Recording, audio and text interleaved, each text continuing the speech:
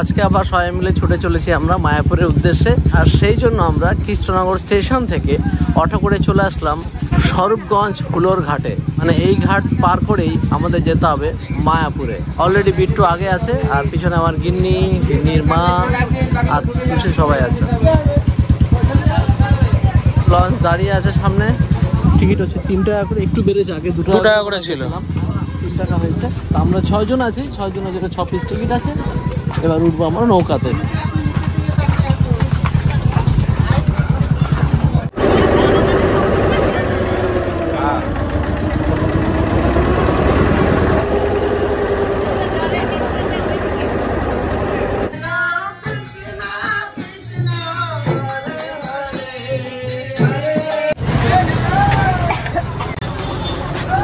সবাইকে চন্দন পরিয়ে দেওয়া হচ্ছে এখানে।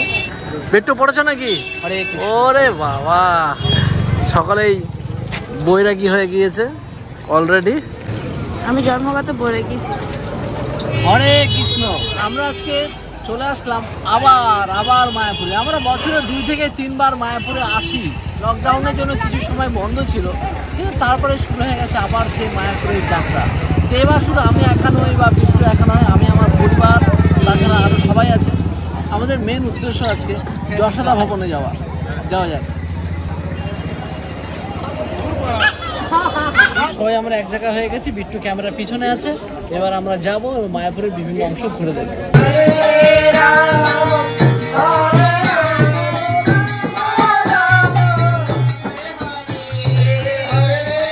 এখানে আসলে এত ভালো লাগে কি বলবো। আর সামনে সেই চন্দ্রোদয় মন্দিরের গেট, এই সাইডে আছে চন্দ্রোদয় মন্দির, শ্রী প্রভুপাদ শিলের মন্দির। এই উল্টো দিকে আছে অখণ্ড হরিনাম সংকীর্তনের জায়গা, যেখানে 24x7 সব সময় হরিনাম হতেই থাকে। এই সেই টিওবিপি টেম্পল অফ বেদিক প্ল্যানেটেরিয়াম অসাধারণ তৈরি হচ্ছে। আশা করি 2023 বা 24 সালের মধ্যে এটা উদ্বোধন হয়ে যাবে। তো অনেক দিন ধরে দেখছি, যখন ছোটবেলা থেকে আসছি, যখন দেখলাম তৈরি হচ্ছিল, এখন তো অনেক বড় হয়ে গেছে। যাওয়া যাক।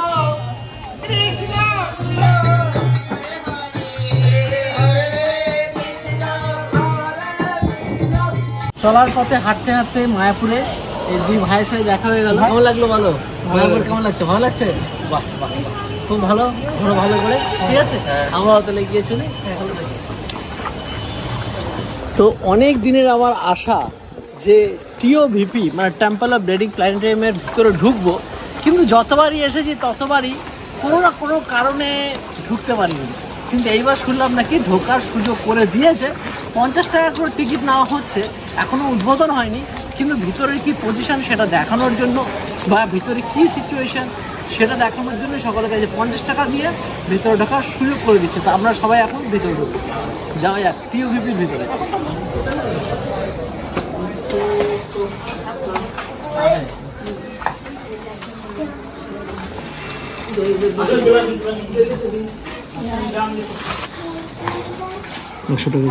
ডলার মনে হচ্ছে ডোনেশন, এরকম ডোনেশন দিতে হচ্ছে এরকম 100 টাকা করে। তো একজনের 50 টাকা হিসাবে টোটাল 6 জনের জন্য আমরা টোটাল 3টে এরকম। অ্যাকচুয়ালি এটা ডোনেশন, মানে এনারা চাইছেন যে ভিতরে ঢুকিয়ে সবার কাছে কিছুটা পরিমাণে, সবার কাছে কিছুটা পরিমাণে ডোনেশন কালেক্ট করা। কারণ এত বড় মন্দির তৈরি হতে এখনও অনেক টাকার প্রয়োজন। তো সেই জন্যই কিছু মানুষের কাছে ডোনেশন নেওয়া।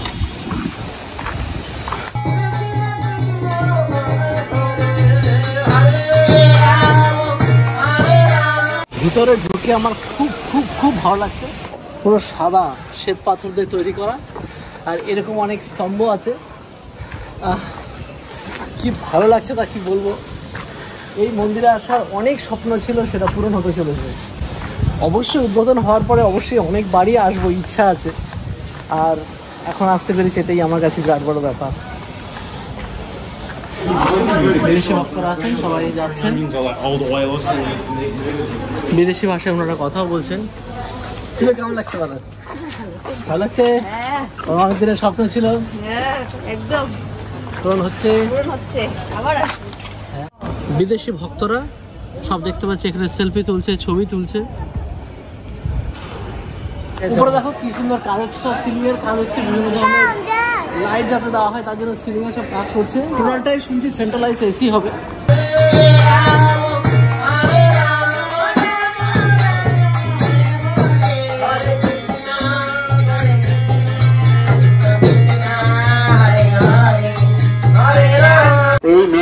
होगा मेन गेट, एंट्री गेट, उधर एग्जिट गेट। मंदिर का गेट 4 द्वार होते हैं, पूर्व, पश्चिम, उत्तर, दक्षिण। पूर्व होता है सिंह द्वार, पश्चिम व्याघ्र द्वार, उत्तर अश्व द्वार, दक्षिण हस्ती द्वार। अपना मंदिर का गेट है हस्ती द्वार, इसलिए दोनों तरफ 2 गेट लिखा है। আর এটা হচ্ছে এন্ট্রান্স, মানে এখান থেকে সবাই ভিতরে আসবে। আর এখানে এসেই এটা দ্বারের দুপাশে দুটো হাতি থাকবে। হাতি দুটো রেডি হয়ে আছে, খুব তাড়াতাড়ি হয়তো এগুলো ফিট করবে, হয়তো আর এর উপর আরও কিছু অলংকার জুড়বে। আর এখানে জয় বিজয় বলে দুটো মূর্তি আছে, এগুলো তৈরি হয়েছে কিন্তু এখনো লাগানো হয়নি। এইদিকে একটা, এদিকে একটা। সামনে সেই মন্দিরের ভিতরে সেই প্রধান মন্দির, ভিতরে এখানে দেখতে পাচ্ছি এখানে হয়তো শ্রী চৈতন্য মহাপ্রভু এবং রাধাকৃষ্ণ হয়তো মূর্তি থাকবে। বাঁদিকে গুরু পরম্পরা, মাঝখানে মহাপ্রভু, ডান দিকে রাধা মাধব। আচ্ছা, এ পাশে আরও দুটো টেম্পল আছে। টেম্পল দুটো এখন হয়তো কাজগুলো কমপ্লিট হয়নি, ভিতরে কাজগুলো এখনো অনেকটাই অধুরা বা অনেকটাই বাকি আছে কাজ। বাইরের টানাটা নতুন পালক ঢুকতে চলেছে। ইয়েস, এই ইসকনটা কিন্তু আমাদের ভারতের জন্য একটা গর্বের জায়গা হতে চলেছে। অবশ্যই গর্বেরই, হ্যাঁ গর্বের তো বটেই, মানে আরো গর্বের, যেখানে এত বড় একটা মন্দির তৈরি হচ্ছে, যখন একসাথে কত মানুষ চলাচল করতে পারবে, বসতে পারবে।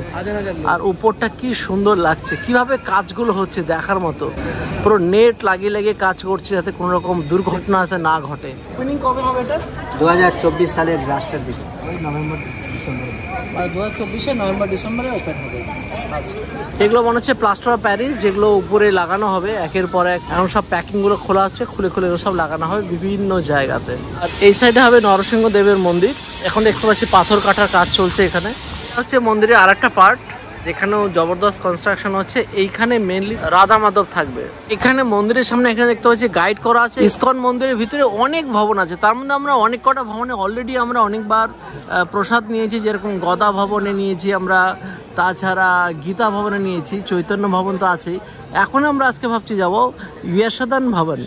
ইয়শোদান ভবনে যাব, তার জন্য বলছে গাইড করে দিয়েছে এইদিকে যেতে হবে, যাওয়া যাক।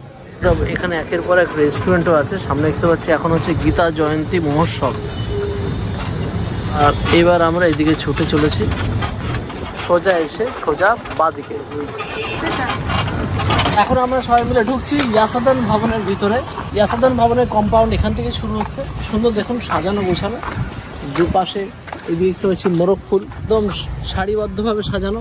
শীতকালীন ফুলগুলো একদম ফুটে গেছে। লেখা আছে ইয়াসাদান ভবন। এখানে থাকার খুব সুব্যবস্থা আছে। এর উদ্যানটা এত সুন্দর সাজানো গোছানো, কি বলবো। শীতকালীন ফুলগুলো ফোটা সবে শুরু হয়েছে, এত সুন্দরভাবে সাজিয়ে রেখেছে, পরিষ্কার পরিচ্ছন্ন, মন প্রচ্ছন্ন হয়ে যাচ্ছে। এত ভালো লাগছে তা বলার মতো না। যাওয়া যাক এবার ভিতরে, আমাদের সাথীরা সবাই আগে যাচ্ছে, যাওয়া যাক। এবার ভিতরে যাই, গিয়ে দুপুরে খাবারের জন্য কুপন পাওয়া যায় এখানে, একটু দেখি। স্পেশাল থালি পাওয়া যাচ্ছে এখানে প্রসাদমে। লাঞ্চে দেখতে পাচ্ছি আছে রাইস, ভেজ ডাল, স্পেশাল পুরি, স্পেশাল সবজি, স্পেশাল পনির সবজি, স্যালাড, পাঁপড়, সুইট রাইস, স্পেশাল সুইট চাটনি, অনেক কিছু আছে। যার প্রাইস 150। আমরা 6 জনের জন্য 6টা কুপন নিয়ে এলাম, এক একটা 150 করে। মায়াপুরে এসে যদি থাকতে চান আর যদি মনে করেন এখানে রুম বুক করতে চান, তাহলে এখানে থাকা যে নাম্বারগুলো আছে এই নাম্বারগুলোকে আপনারা চাইলে স্ক্রিনশট নিয়ে নিতে পারেন এটা। আর এখানে আপনারা চাইলে বুক করতে পারেন, বা এই যে ওয়েবসাইট আছে ওয়েবসাইটগুলোতে গিয়ে ভিজিট করতে পারেন। এখানে থাকতে গেলে কত খরচ পড়বে পুরোপুরি জেনে যাবেন।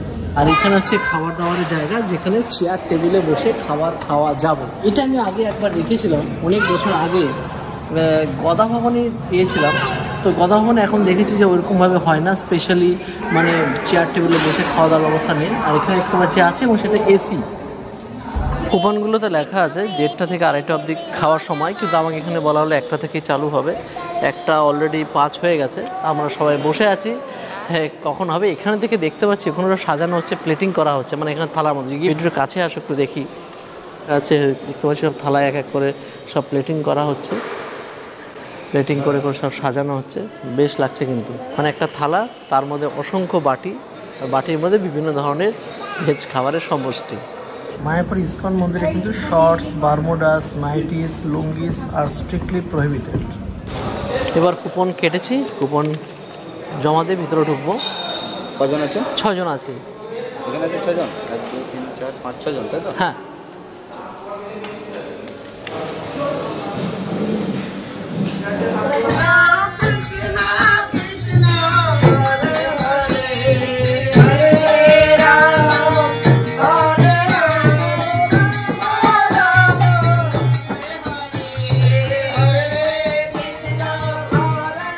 মস্তান ভবনে এর সাথে বসে পড়েছি, যেখানে এটা সত্যি একটা লাক্সারি খাবার বলা যেতে পারে। এটা এসির ব্যবস্থা আছে, দেখতে পাচ্ছি। বিলটি একটু দেখিয়ে দাও। এদিকে এসির ব্যবস্থা আছে, যদিও শীতকাল বলে এসিগুলো এখন চলছে না, গরমকালে অবশ্যই এসি চলে। এই ধরনের খাবার ব্যবস্থা আমরা গীতা ভবনে পেয়েছিলাম প্রায় 2017-18 সালের দিকে। তারপরে এটা বন্ধ হয়ে গেছিলো, নেই। আর এখন তো একটা সিস্টেম করে দিয়েছে, এক একটা ভবনে এক এক রকমের খাবার। যেরকম এখানে 40 টাকা থেকে খাবার যেরকম পাওয়া যায়, প্রসাদ পাওয়া যায়, সেরকম 40 টাকায়, 50 টাকায় গীতা ভবনে দেখেছি, 80 টাকায় গদা ভবনে, তারপরে দেখেছি নমহট্ট ভবনে দেখেছিলাম মনে হয় 70 কি 80 টাকায়। আর এখানে তো স্পেশাল 150 টাকায় স্পেশাল খাবার। মানে সমস্ত মানুষের কথা ভেবে সব রকম খাবারের ব্যবস্থা। আর সকালে যারা প্রেয়ার, মানে সকালে যারা প্রার্থনায় যারা অংশগ্রহণ করেন, তাদের জন্য ফ্রি কুপনের ব্যবস্থা আছে। কী কী আছে স্পেশাল থালিতে একটু দেখে নিই। পাঁপড় সামনে দেখতে পাচ্ছি আছে, পুরি প্রথমে 2 পিস করে দেওয়া হচ্ছে, তার সাথে আছে অন্ন, বাসমতি চালের অন্ন, ভেজ মুগ ডাল, আলু পটলের রসা, আলু পনিরের রসা বা তরকারি, টমেটোর চাটনি, পায়েস, গোলাপ জামুন আর শসা। তো আগে থালাটা কেটে বড় করে নিই। শুরু করি পাঁপড় দিয়ে, মুচমুচে পাঁপড় দিয়ে আজকের খাবার শুরু। পুরি আছে, পুরিটা একটু শক্ত শক্ত লাগছে। ডাল আছে, ডাল দিয়ে পুরি। পুরিটা একটু শক্ত, একটু নরম হলে বেস্ট হতো। যেগুলো কেমন লাগছে?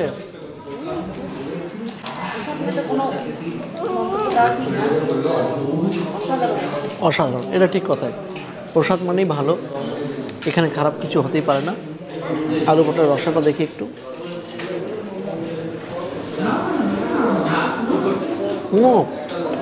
দুর্দান্ত, আলু পটলের রসাটা দুর্দান্ত।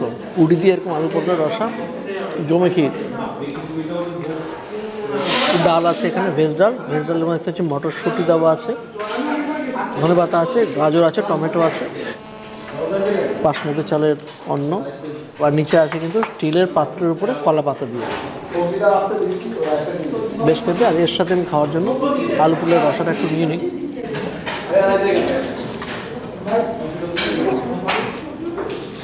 মায়াপুরে এটা আমার কাছে বেশ ভালো লাগলো। যার যেরকম সামর্থ্য সেই হিসাবে তারা এখানে এসে বিভিন্ন জায়গাতে আপনারা এই অন্ন বা মহাপ্রসাদের এনজয় কিন্তু করতেই পারেন। এবার আলু পনিরের রসাটা দেখি। আলু পনির আছে, তার মধ্যে দেখতে পাচ্ছি কাবলি ছোলাও আছে। কাবলি ছোলার পরিমাণটা অনেক, পনিরের পরিমাণটা অনেক। অসাধারণ। ভেজ থালিতে এরকম যদি প্রোটিনযুক্ত পনির তারপরে কাবলি ছোলা থাকে,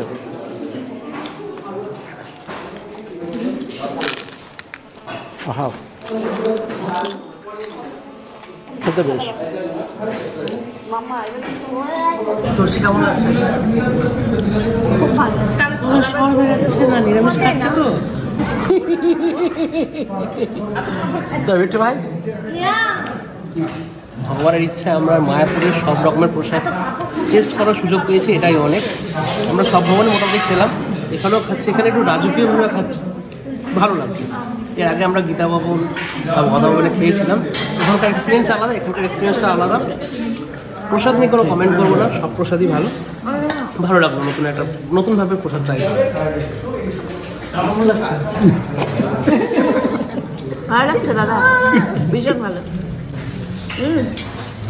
আর বৌদির বেটি কেমন লাগছে? বড়ি বেটি এখন একটু ঝাল লেগেছে, জল ঝাল লেগেছে মামা? ঝাল লেগেছে? তোমার কেমন লাগছে মামা?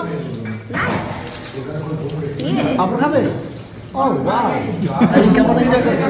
অসাধারণ, কিন্তু অসাধারণ হয়েছে সত্যি। মানে প্রত্যেকটা আইটেম কিন্তু বেশ সুস্বাদু। বলো, খুবই ভালো, খুবই ভালো। আর আপনার কেমন লাগছে? খুব ভালো, ভালো লাগছে? খুবই ভালো। একটু কাঁচা লঙ্কা আছে কি কম খাওয়া হলো না? কটা হয়েছে এখন অব্দি? 6টা খেয়ে নিচ্ছি। 6টা? এখন কাঁচা লঙ্কাটা কড়াশুটি বুঝতে পারবেন না, একটা কাঁচা লঙ্কা একবারে আমি খাচ্ছি। শেষ, ফিনিশ।